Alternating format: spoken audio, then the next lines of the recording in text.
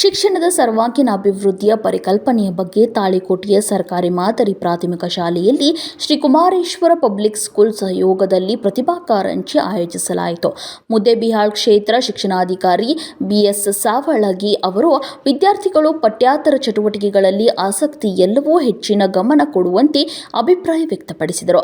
ಇನ್ನು ಈ ಕಾರ್ಯಕ್ರಮದಲ್ಲಿ 25 ಶಾಲೆಗಳ ಮಕ್ಕಳು ಭಾಗವಹಿಸಿದರು ಮತ್ತು ಪ್ರಶಸ್ತಿ ಪ್ರದಾನವನ್ನು ಏರ್ಪಡಿಸಲಾಯಿತು. ಇನ್ನು ಈ ಕಾರ್ಯಕ್ರಮದಲ್ಲಿ S Hiremath, BEO BS Savalagi, ECO, ಶಿಕ್ಷಕರು ಮತ್ತು ವಿವಿಧ ಕಾಲೇಜುಗಳು ಮುಖ್ಯಸ್ಥರು ಹಾಗೂ ಶಿಕ್ಷಣಾಧಿಕಾರಿಗಳು ಉಪಸ್ಥಿತರಿದ್ದರು. ಒಂದು ಪ್ರತಿಭಾ ಕಾರಂಜಿಯ ಒಂದು ಕಾರ್ಯಕ್ರಮವನ್ನ ಸಸಿಗೆ ನೀಡುವುದರ ಮೂಲಕ ಉದ್ಘಾಟನೆಗೊಳ್ತಾ ಇದೆ. ದಯವಿಟ್ಟು ಎಲ್ಲ ವಿದ್ಯಾರ್ಥಿಗಳು ಜೋರಾದ ಚಪ್ಪಾಳೆಯೊಂದಿಗೆ ಒಂದು ಉದ್ಘಾಟನೆಯನ್ನ ಮಾಡಬೇಕಾಗಿ ವಿನಂತಿ.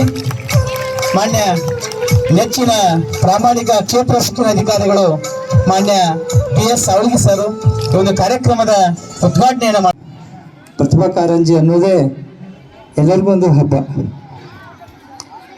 ಕಾಯ್ತಾ ಇರ್ತೀವಿ ಯಾವಾಗ ಪ್ರತಿಭಾ ಕಾರಂಜಿ ಬರ್ತಾ ಇದೆ, ಯಾವಾಗ ಸ್ಪೋರ್ಟ್ಸ್ ಬರ್ತಾ ಇದೆ ಅಂತ.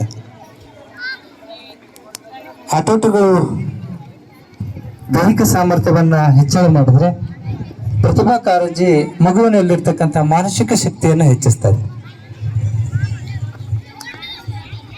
ವರ್ಗಕೋಣೆಯಲ್ಲಿ ವರ್ಷ ಪೂರ್ತಿ ನಾವು ಸಾಂಪ್ರದಾಯಿಕ ಬೋಧನೆ ಜೊತೆಗೇನೆ ಮಕ್ಕಳಲ್ಲಿರ್ತಕ್ಕಂಥ ಮುಖ್ಯ ಗುರುಗಳೇ, ಗುರು ವೃಂದವೇ, ಬೇರೆ ಭಾರತ್ ಮಾತಾ ಕಿ ಒಂದೇ.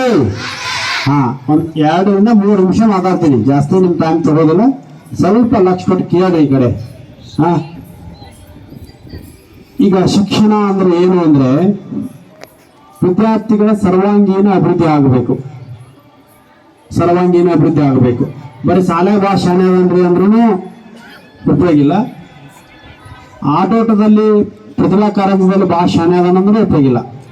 ಅಲ್ಲಿ ಶಾಣೆ ಇರಬೇಕು, ಇಲ್ಲಿ ಶಾಣೆ ಇರಬೇಕು. ಅಭ್ಯಾಸ ಬಂತು ಅಂದ್ರೆ ಅಭ್ಯಾಸ ಮಾಡಬೇಕು, ಪರೀಕ್ಷೆ ಬಂದ್ರೆ ಪರೀಕ್ಷೆ ಬರಬೇಕು, ಆಟ ಬಂದ್ರೆ ಆಟ ಆಡಬೇಕು. ಪ್ರತಿಭಾ ಕಾರಂಜಿ ಅಥವಾ ಕಲೋತ್ಸವ ಅಂತಕ್ಕಂಥ ವೇದಿಕೆಯನ್ನು ಕಟ್ಟಿಕೊಟ್ಟು ಆ ಮುಖೇನ ಶಾಲಾ ಹಂತದಿಂದ ಕ್ಲಸ್ಟರ್ ಹಂತ, ವಲಯ,